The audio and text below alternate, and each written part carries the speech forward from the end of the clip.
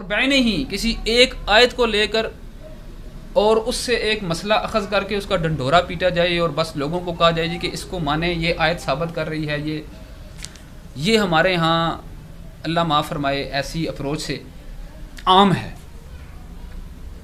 ہے۔ ایک آیت کو اٹھائیں گے۔ اب پچھلے دنوں ایک بھائی نے مجھے ایک ویڈیو بھیجی اور وہ بڑے پریشان ہوئے، ان کو نہیں سمجھ آ رہی تھی، وہ بندہ بڑے شد و مد کے ساتھ وہ آیت پیش کر رہا، وَوُضِعَ الْكِتَابُ وَجِيءَ بِالنَّبِيِّينَ وَالشُّهَدَاءِ وَقُضِيَ بَيْنَهُمْ، کتاب رکھ دی جائے گی، جی انبیاء کو لایا جائے گا، اس کتاب کے مطابق فیصلہ کیا جائے گا۔ بار بار یہ آیت پیش کر رہا اور کہہ رہا جی بس دنیا میں یہی ایک واحد کتاب ہے، اس سے مراد قرآن مجید ہے، یہ تم نے کون سی کتابیں اٹھا لی ہیں، فقہ کی کتابیں، حدیث کی کتابیں، فلاں امام کی کتاب، یہ قرآن بیان کر رہا ہے۔ وَوُضِعَ الْكِتَابُ وَجِيءَ بِالنَّبِيِّينَ وَالشُّهَدَاءِ، یہ گواہ لائے جائیں گے، نبی لائے جائیں گے اس کتاب۔ قرآن میں اور جگہ پر بھی یہ آیات آئی ہیں اس طرح کی، جہاں پر وَوُضِعَ الْكِتَابُ، سورہ کہف میں بھی ایسی آیت ہے، وَوُضِعَ الْكِتَابُ، کہ کتاب لائی جائے گی، وہاں بھی اس طرح کی آیت ہے۔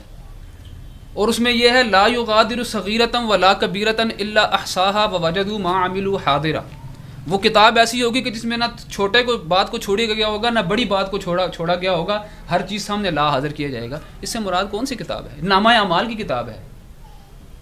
تو ایک عرض کرنے کا مقصد یہ ہے، دو مثالیں دے کر، کہ نہ تو ایک آیت سے اس کو پکڑ کر اور کہا جانا کہ جی یہ آیت ہے، یہ آیت یہ بیان کر رہی ہے، ہیں جی ایک اور اپروچ دیکھیے، وتفصیل الکتاب، یہ آیت سورہ یونس کی، سورہ یوسف کی، یہ آیتیں اٹھا کر اور باقی احادیث کا پورا مجموعہ اور ہمارے جو سلف صالحین تھے ائمہ، ان کا پوری جو محنت ہے اس کو جو ہے دریا برد کر دیا جاتا ہے جی، بس یہ کتاب ہے، یہ مفصل ہے، اس کے اندر سب کچھ ہے۔